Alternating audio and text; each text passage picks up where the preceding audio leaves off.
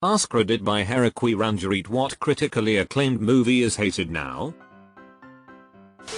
I haven't seen anyone mention Captain Phillips yet. Apparently the real life guy was warned to take a much wider berth around the Horn of Africa, specifically BC, of the threat of pirates, but he wanted to save time and dope. What do you know, there were pirates. Apparently the crew was pissed the movie made him look like such a hero when the situation was basically his fault. The crew sued him and the ship line after as well and won. Super Size Me. The creator took a lot of liberties and people have been unable to replicate his results. He was also an alcoholic, which obviously skewed the results. He also gave us the disappointment that was where in the world is Osama bin Laden. Now, no one really expected him to hunt down and capture bin Laden, but it could have still been an interesting documentary. Part of it is, the rest is him whining about how he's missing his wife's pregnancy. If that were the case, why leave at all? Song of the South won Oscars and had one of the most iconic Disney songs in the last half of the 20th century. https://www.youtube.com/watch?bxzaknh4unw . Now Disney has more or less scrubbed it completely from availability. Even at the time that movie was under intense criticism and scrutiny. The NAACP picketed the movie. The congressman for NY Harlem District literally said Walt Disney is not welcome near my constituency. It's criticized today, but it's always been a controversial film. The Blind Side. This movie sucks so hard. Even as a young teenager watching it, it was like he scored high in protective instincts. Edit. It feels vindicating that this is my most upvoted comment. Glad to see a ton of other people out there found that part of the film peculiarly dumb. The Birth of a Nation. There has been a slight shift in audience sensibilities since its release.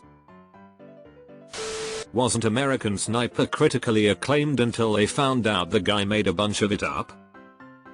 On the other hand, Catch Me If You Can is pretty much all bullshit and the movie still rules. Crash the Paul Haggis one. I've just realized that for years now, whenever I've heard criticism of this movie, I was confusing it with Traffic.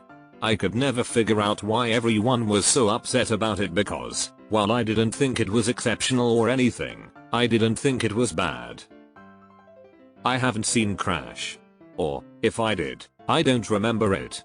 But this explains so much. The English Patient never survived Seinfeld lighting it up for being long and boring. King of the Hill gave a solid critique. Long, painful, boring death. Shakespeare in Love. Peak Weinstein Oscar campaigning. The cast is great and it's obviously entertaining, but Best Picture over Elizabeth or Saving Private Ryan? Yeah? No. Blue is the Warmest Color. Was critically acclaimed for being a queer movie in an industry where there were very few. Then it turned out the directed dude made it a nightmare for the leads to work in it, and this is not an unpopular opinion anymore, but the explicit scenes in the movie come across as porn, and TBH it comes off a more hypersexualized depiction of lesbians than celebration of a lesbian love story. It was when I watched Portrait of a Lady on Fire that I realized what a difference there was in the treatment of intimate scenes in both the films. Not surprisingly, the one in Portrait were respectful while the ones in Blue seemed uncomfortably graphic. For a while there, Bird Box was hot shit in the movie that everyone had to see. Now it seems like most everyone thinks it's stupid. Viral marketing at its best. My friend called it a stratothing, the movie. The Blind Side. The English Patient. Thanks, Elaine. Edit. For those who don't know, https://yahoo.be/c5luh1be_si_avvat_vhzj1_vhzj1_dd. Personally, I prefer sack lunch. Supersize me. That lying piece of shit. Besides him admitting that he was an alcoholic, what else was he lying about? Blindside ain't looking too hot now that the truth about Michael Oher and his adopted family came out. Crash. The dumb racism is bad one, not the car accidents give James Spader a boner one. Now I'm intrigued in the latter one. Traffic, 2000, https://en.wikipedia.org/wiki/traffic_film/open bracket 2000 /closed bracket won 4 Oscars and had a 93% RT score. Watched it recently, it's like a really preachy and flat episode of Narcos. IDK if it's hated today, but it seems pretty much forgotten. The other big acclaimed films that year, Gladiator, Almost Famous, Crouching Tiger, Hidden Dragon, Erin Brockovich, had a lot more staying power. Is this the movie that started the trope that Mexico is yellow? I remember it being aggressively color graded. Slumdog Millionaire was not as good the second viewing onward. Fantastic soundtrack though. It was such a strange movie for an Indian to watch. Like, so much of it was obvious poverty PRN, but you could feel Danny Boyle's genuine fascination with Mumbai too. A worrying number of people took it extremely seriously. Something like watching Requiem for a Dream and thinking it represented all America as it is, but OFC it isn't. Revenge of the Nerds. It was considered one of the greatest comedies of the 80s at the time of its release. Now, given changing attitudes towards sex, specifically maybe revenge porn and rape by deception aren't actually good subjects for a comedy, the film is reviled. I'm not sure I can think of a single movie that had a larger drop in public opinion than that one.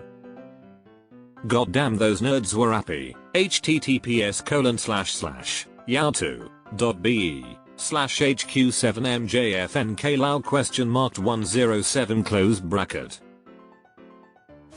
Armageddon was probably the most watched movie from the 90s and everyone hates it because Hollywood magic doesn't explain science. Screw you guys, that movie is fantastic and I have multiple science degrees that don't care. That movie has everything. It has the dumbest NASA ever out on screen. It has the best ensemble performance of Leaving on the Jet plane never put to film. It has space dementia. What's not to love? Well, technically a show not a movie, but from what I hear the ending of Game of Thrones basically fucked itself into oblivion and now no one talks about it anymore. I don't think I've seen a show so utterly annihilate its standing with an audience quite like GOT. It's impressive just how hard they dropped the ball. I have an answer that's the opposite of what you're asking. It's a Wonderful Life was a flop when it came out, despite Jimmy Stewart being the lead man. It performed abysmally at the box office, and was more or less forgotten about, so much so that they never renewed the copyright. And 28 plus years later when TV stations were looking for movies to play during the Christmas season, this was available and free, so they started playing it every year, and it wasn't long before seeing it every year became a tradition for many, making it one of the best loved Christmas films in the eyes of many. Yeah, I don't do a lot with my dad, but every year the two of us watch it on Christmas Eve together. It will always be one of my favorite movies for that reason. Lone Survivor. Or at least it should be hated. The only accurate part of that movie is that 3 SEALs died and Marcus was rescued by Mohammed Gulab and the Rangers PJs. Everything else is utter bullshit. Navy SEALs in the public eye have massive history of exaggeration and blatant lying and Marcus Luttrell is no different. Frankly, I don't blame them. Making $60.80k a year for a job that you're highly likely to get killed maimed doing that carries a 95% probability of imploding your personal life, all for a government that fucks its vets over at every opportunity? Go for it, lie your ass off and make your millions. The SOG community literally studies Operation Red Wings as an example of what not to do. They made so many mistakes tactically from planning to execution. Also, it seems like every SEAL writes a book now, which makes things sticky. Not a movie, but House of Cards in a post-spacey era.